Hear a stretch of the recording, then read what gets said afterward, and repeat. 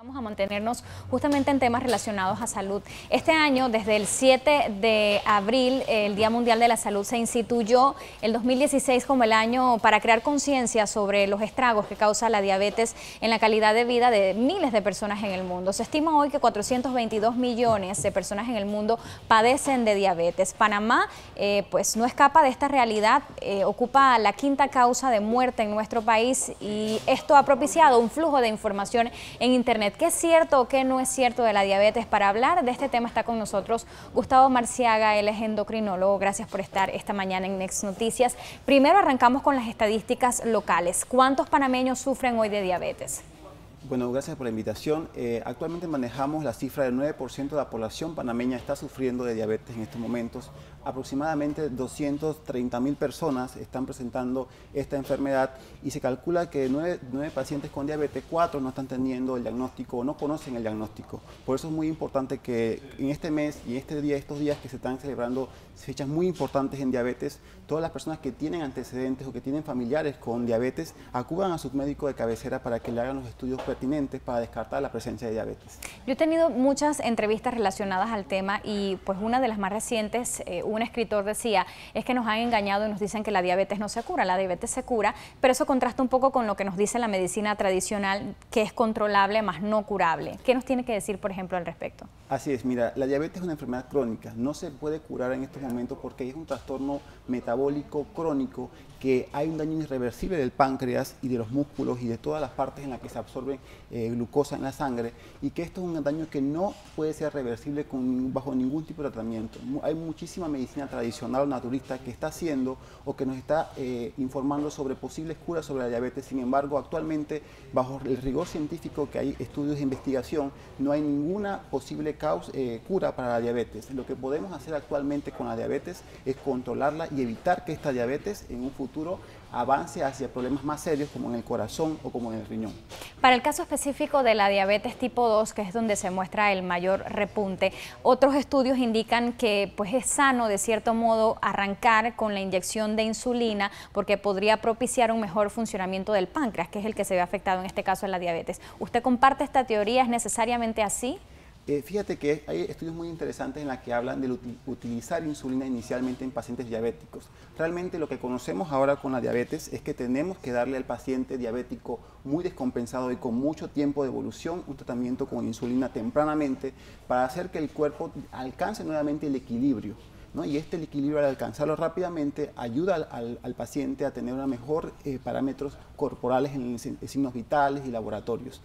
Esto ocurre en diabetes de larga evolución y muy complicadas. En los diabetes en la que se detecta tempranamente, probablemente la inyección de insulina no sea la primera indicación de tratamiento. Casi siempre la primera indicación de tratamiento en estos pacientes con diabetes recién diagnosticadas y que son realmente incipientes sería el tratamiento con medicamentos orales, que podría durar muchísimo tiempo, y esto aunado a dieta y ejercicio podría ser un tratamiento bastante completo para prevenir el avance de la diabetes. Casi siempre cuando hablamos de prevención en este tema se habla del punto de la alimentación. Es un choque psicológico, también cultural para el paciente panameño con diabetes tipo 2, porque es un cambio muy brusco en la alimentación de la que estamos acostumbrados, mucho carbohidrato, bastantes proteínas, pocos vegetales, y esta persona tiene que cambiar un hábito alimenticio de años para después pues empezar a tomar un poquito más de conciencia y mejorar su calidad de vida con diabetes. Entonces, en el aspecto cultural, definitivamente a los pacientes les es difícil cambiar ese hábito alimenticio propio del panameño.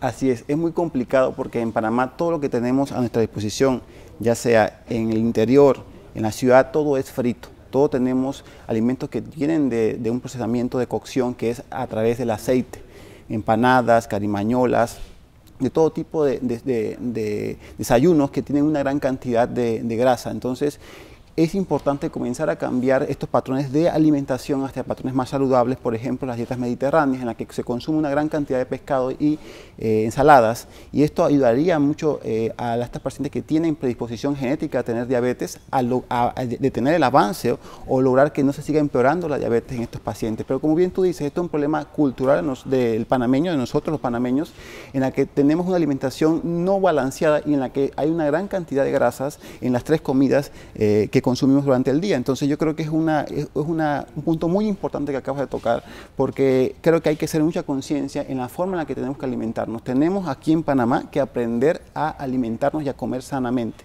Y esto es una situación que involucra a todas las personas desde la ciudad hasta el campo. Pero todos tenemos que comenzar a buscar medidas que nos permitan el avance tanto de la diabetes como de la obesidad, que son dos enfermedades que vienen muy unidas y que obviamente traen consecuencias muy nefastas en el cuerpo humano. El 80% de las muertes por diabetes se producen en países de ingresos bajos o medios. ¿A qué se debe esto? Fíjate que casualmente ocurre en lo mismo. El 80%, como tú decías, ocurre en países emergentes. Esto se refiere a países como Brasil, India, Indonesia, Nigeria, estos países en los que hay mayores ingresos económicos debido a la industrialización que está teniendo su población. Esta población que antes no consumía las 3 comidas, está consumiendo las 3 comidas y está llevando una dieta que antes era de subsistencia a una dieta occidentalizada. Una dieta en la que consiste en McDonald's, que consiste en comidas rápidas sobre todo, y esta comida rápida es la que hace que estos pacientes lleguen a obesidad y detone, luego de detener su sustrato genético para desarrollar diabetes, la presencia de diabetes. Entonces es la alimentación, la sobrecarga calórica de las personas la que lleva a la obesidad y posteriormente al desarrollo de la diabetes. Ahora, para el caso particular de la diabetes gestacional, ¿esto es un indicativo de que, por ejemplo, la madre posteriormente va a sufrir de diabetes tipo 2 o relacionado, o es solo en esta estancia en donde está embarazada? Fíjate que es una pregunta muy interesante porque la diabetes gestacional en Panamá es muy frecuente. Y el 50% de las pacientes que tienen diabetes gestacional van a desarrollar diabetes a lo largo de su vida. Entonces, luego de la tormenta hormonal que ocurre durante el embarazo, existe un aumento de la glucosa en estas pacientes y se diagnostica como diabetes gestacional que tiende a ser transitoria. Pero estas pacientes, si no se ponen a dieta y hacen una buena rutina de ejercicio, esto podría llevar posteriormente al desarrollo de diabetes en el 50% de estas personas a los 5 años. ¿Es traspasable, por ejemplo, al bebé, al niño? No, no es traspasable al niño. Todo depende de los hábitos de vida que lleve el niño y que lleve también la madre.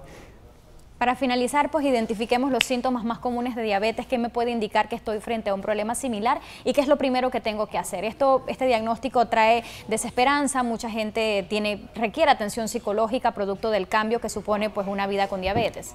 Así es, la diabetes es una enfermedad que da mucho miedo. Sin embargo, hay actualmente una gran cantidad de arsenal terapéutico que nos permite controlar la diabetes de forma adecuada siempre y cuando tengamos un paciente que haga una buena dieta y un buen ejercicio, que es la piedra angular del tratamiento de la diabetes.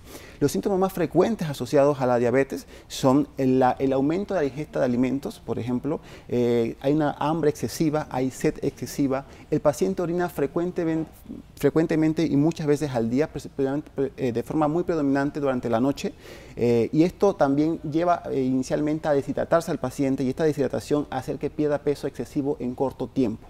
Entonces, de forma resumida, el aumento de la sed, el aumento del hambre y el aumento de la frecuencia urinaria son estos factores los más importantes y los más frecuentes que se ocurren en el desarrollo o en la presencia de una diabetes. Si tienes estos síntomas en casa, alguno de estos televidentes, hay que acudir a su médico de cabecera para que este médico de cabecera le haga los estudios pertinentes para desarrollar o diagnosticar lo que es la diabetes mellitus.